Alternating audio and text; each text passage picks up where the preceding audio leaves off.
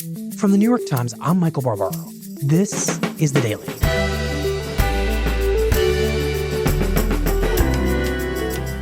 Today, new data is challenging the popular portrait of the Trump voter and revealing why it's the Trump voter we don't talk about who may determine the outcome of the midterms. It's Friday, August 10th. Nate Cohn, tell us about this poll and why you're interested in it. It's a pretty novel survey. So most polls, you call 1,000 people, you're done with them. Mm-hmm. Pew instead has recruited several thousand people to take their polls every month. And so what they did was they asked people in November 2016, did you vote for the president and how do you feel about it? Mm-hmm. Then they went a step further. They went and matched their panelists to official voter records that indicate whether someone voted or not. Now flash forward to 2018, they went back to those same people and asked, how do you feel about the president today? So you have a great picture. You both have a really good account of how people felt in 2016, and we can ask the same people how they feel about the president today. So most polls just go pick a group of people, like 1,000 people, ask them a question and kind of discard them. And then the next poll asks a different group of people and so on and so on. This poll has been kind of more faithful to the same group of people. Yeah, and that's nice because you know that changes you see in the poll are because of people changing their minds, not changes in who you're asking.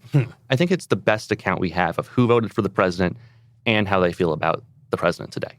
Of all the polls out there? Of all the polls out there. I think this is the best we got. And it may be the best we ever get.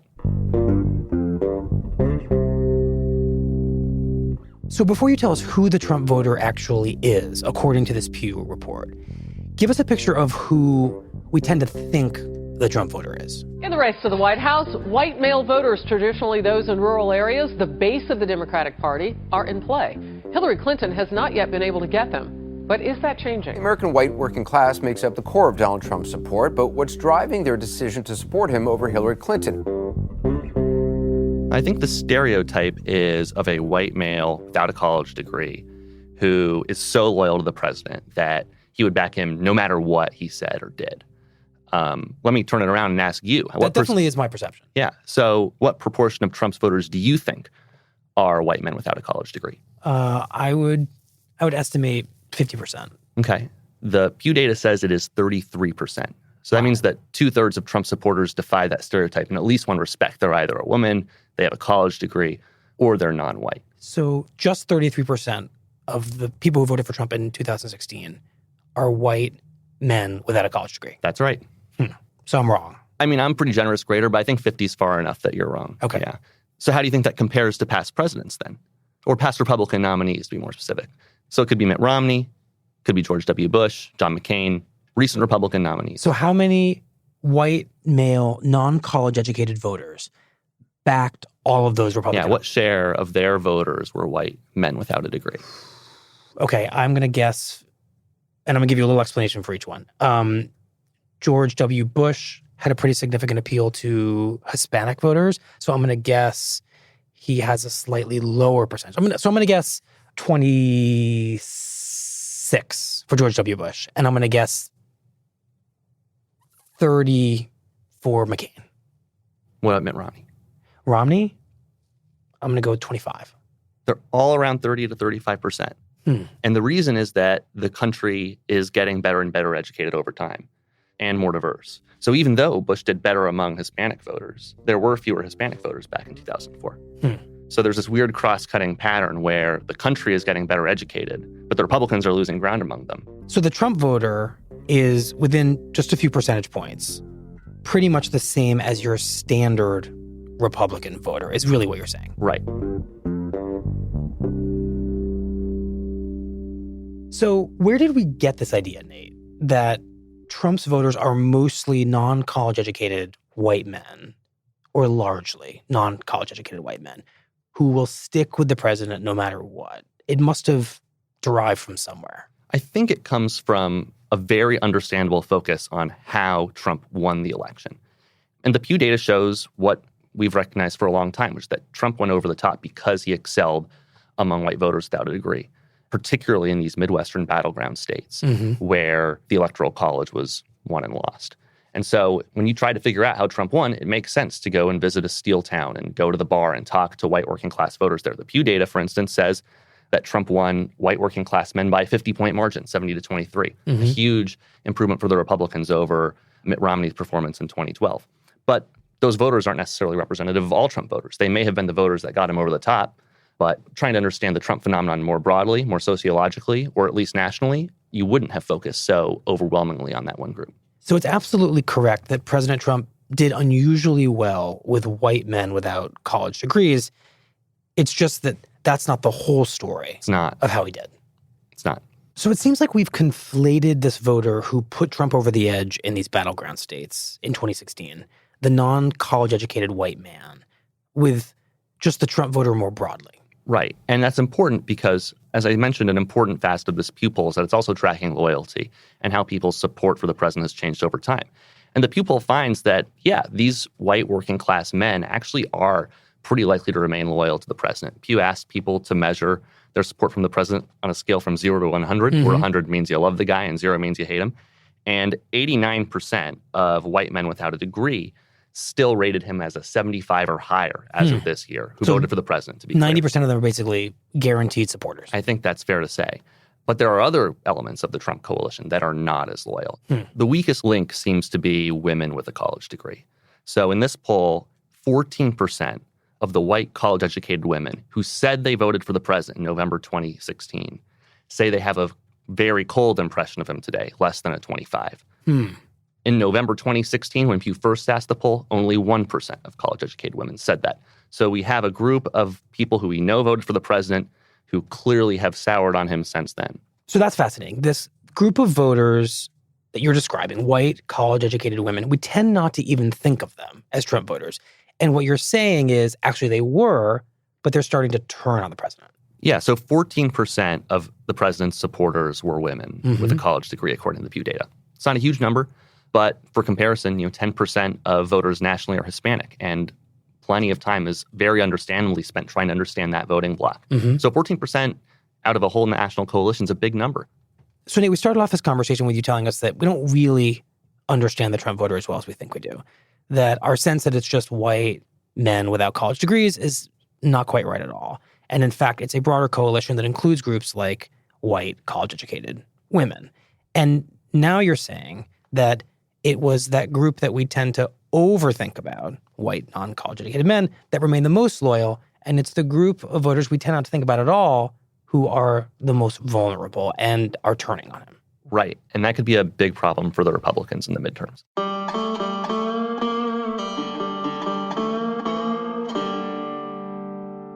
We'll be right back.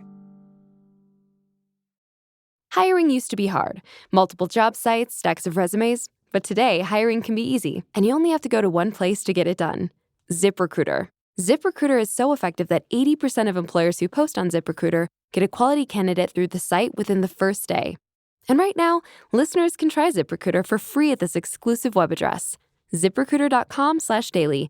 That's ZipRecruiter.com/DAILY. ZipRecruiter, the smartest way to hire. We won with everything. We won with women. I love the women. We won with women. We won with men. I'd rather win with women, to be honest, but that's all. You know, when those numbers came, how's it possible? Because I never heard I was going to win the women. I said, I think the women like me. My wife, the First Lady, Melania, said, the women really like you. They do like me. And I like them. But I said, how did we win the women? We won the women. Nate, what do we need to know about this group of voters who we tended not to think about at all when we thought about how Trump won in 2016? White women with college degrees, as we head into the midterms. In general, the Pew data suggests that this group of white college-educated women voted for Trump with more reservations than any of the other groups that supported him. So only 83% gave him a very warm or warm rating in November 2016. So I think it's reasonable to assume that their reservations at the president have largely been confirmed. Maybe these were Republican voters who knew they weren't going to vote for Hillary Clinton because of all of her flaws, and they gave the president a chance. But I think it's fair to say that whatever concerned them or made them less likely to support the president 2 years ago has only been reinforced in the intervening 2 years. Do you identify as a feminist? Are you a feminist? No, I wouldn't say I'm a feminist. I mean, I think that would be maybe going too far. I'm for women. I'm for men. I'm for everyone. I think people have to go out. They have to go out and really do it, and they have to win. And that's what. And women are doing great, and I'm happy about that. Now, for the first time since Roe v. Wade, America has a pro-life president, a pro-life vice president, a pro-life House of Representatives, and 25 pro-life Republican state capitals. That is pretty good. That is pretty good. Wow. Donald Trump is also facing criticism over remarks he made to USA Today about the sexual harassment claims against Roger Ailes, who stepped down last month as head of Fox News. In that interview with columnist Kirsten Powers, Trump reiterated his criticism of the women who came forward to complain about Ailes. He'd earlier said it was very sad that women were accusing Ailes. But Powers then asked Trump what he would do if his daughter Ivanka was treated the same way Ailes' alleged victims were treated. Trump replied, "I would like to think she would find another career or find another company if that was the case." So something has happened through his presidency, how he's governed, that has turned reservations into dislike, and they are a group that just may vote against him or the party in just a couple months. Right. And how could that make a difference in the midterm elections? I think it could make a big difference. The midterm election is not like a presidential election. Presidential election comes down to the closest states. And for a bunch of reasons, it turns out that the closest states were disproportionately white and working class in 2016. Mm-hmm. That's the president's biggest strength. So the president's big strength could really pay off in the states where it counted, like Michigan, Wisconsin, Pennsylvania, Ohio, you know them. High concentrations of white men. In all those states, white without a degree were a majority of the electorate. Okay. 2018, it's going to come down to close districts. The closest districts in our country are mainly in the suburbs. And they're pretty well educated. And many of them didn't vote for the president. Those are going to be districts where the president's weaknesses are much more important and the president's strengths don't go as far. So the voters that this poll shows were most loyal to the president in 2016 and made the difference for him in that election are not all that important and present in these midterm districts. Right. They're less numerous in the battleground districts than they were in the battleground states. And then there's also a little additional twist, which is that historically, white working class voters are less likely to vote in midterm elections. Why? In general, just less educated voters are less likely to turn out in lower information elections. Which is to say, yeah, midterms. sure. Yeah. And the voters that were the least loyal to President Trump, college-educated women, for example, are very important in these midterm districts. Right. And they also appear particularly energized. In politics, they call this tight as a tick. Take a look at these results last night in Ohio's 12th district. This is a special election. It's also heavily suburban, very highly educated, highest educated district in the entire state of Ohio. In the special election we had in Ohio earlier this week, I know the Democrat fell a little short, but the turnout in the well-educated suburbs of Columbus was huge and dwarfed the turnout in rural, white, working-class Trump areas. That's why the race in a district so conservative was close. So that's interesting. This race that we focused on so much, the Ohio special election, is kind of a test case for what happens when the Trump voter we think about the most is not that present, doesn't show up, and the Trump voter we don't think about that much is very present and does show up. Yeah, and now suddenly you have a district that Republicans have always won comfortably, still too close to call 2 or 3 days after the election.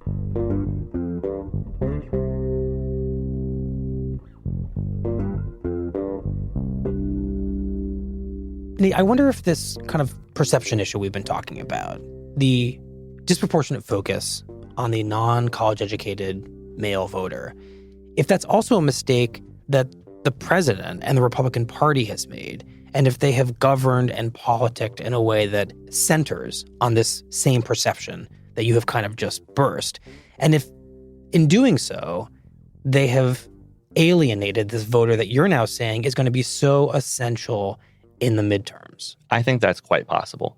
I think that you can easily imagine a slightly different version of this presidency that isn't 100% focused on reinforcing the base, that tries to assuage some of the concerns of the voters at the periphery of his coalition, that would be much better positioned heading into the midterm elections. I mean, the economy right now is not that bad. The president should have higher approval ratings than this, right? And so to me, that indicates that the strategy that the president and other Republicans have pursued over the last 2 years has, been a suboptimal one. By the way, this is it's a pretty common problem recently, I think, in American politics. What do you mean? Take Obama in 2012. When he won, there was so much focus on the Obama coalition, young voters, non-white voters, Hispanic voters. What did Obama do on that basis? The first big push they did was immigration reform, you might remember. What I can guarantee is that we will have, in the first year, an immigration bill that I strongly support and that I'm promoting, and that I want to move that forward as quickly as possible. You might even remember that Sean Hannity briefly said he supported immigration reform because the Republicans did so poorly among Hispanic voters. And both the Republican establishment's decision to focus on those voters and the Democratic Party's decision to focus on those voters, it opened up the door to the Trump campaign in a lot of ways. Because a big chunk of voters supported President Obama in 2012, white working class voters who weren't part of that narrative, who the Republican establishment wasn't trying to win, who the Democrats didn't think they needed to win. And now suddenly there's a big opening for someone to move in and appeal to them. In other words, the Trump phenomenon is built around both parties focusing too much on the group of voters who pushed someone over the edge. And then they tend to keep focusing on them in a way that leaves a whole other group of voters feeling left out who can then turn on that candidate. Yeah, I think a lot of people took for granted the idea that Democrats were just going to win white working class voters in Wisconsin and Michigan and Ohio and Iowa and wherever, because they had for a long time and had for, in some cases, the whole last century.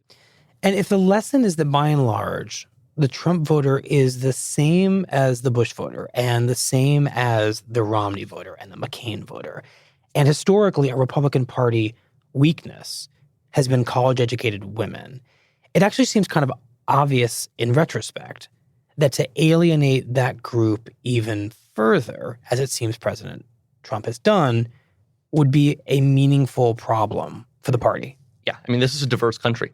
White voters without a degree today are 46% of eligible voters. So if you want to build a winning coalition on that group, you're going to fall a little short. And by the way, the president won 46% of the popular vote. That happens to be a coincidence. It's not like, as we've established, all of his voters were whites without a degree. But it is to say that, if you want to have a sustainable coalition in American politics, it has to be broad and it can't only be focused on pleasing one group.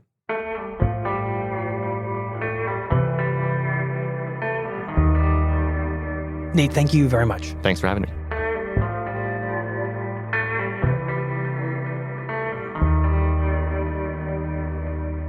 We won with highly educated. We won with poorly educated. I love the poorly educated.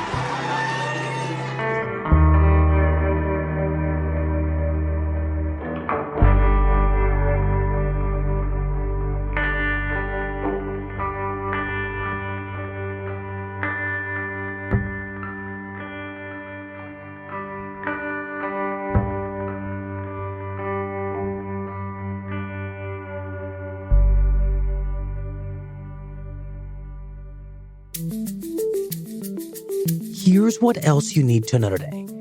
On Thursday, the government of Puerto Rico quietly acknowledged for the first time that more than 1,400 people died in the aftermath of Hurricane Maria, a figure 20 times higher than its official death toll from the storm.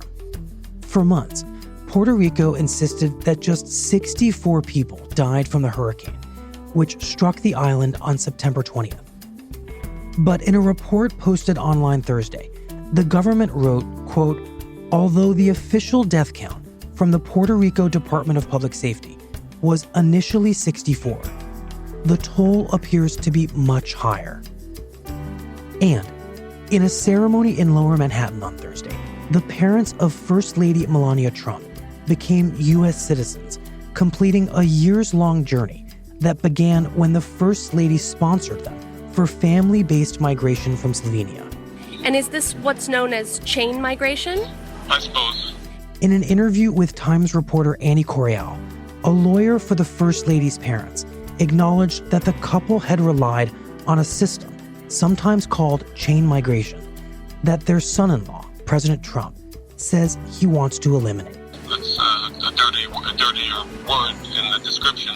It stands for a bedrock of our immigration process when it comes to family reunification.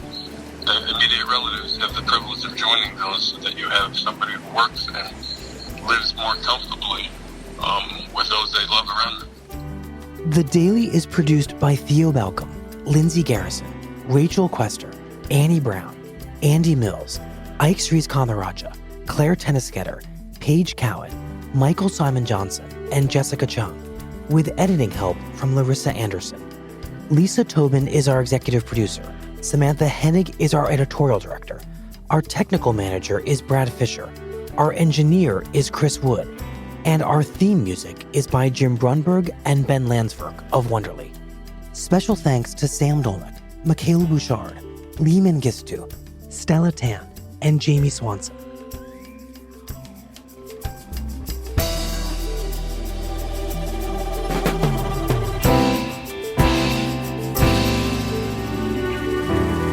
That's it for the Daily. I'm Michael Barbaro. See you on Monday.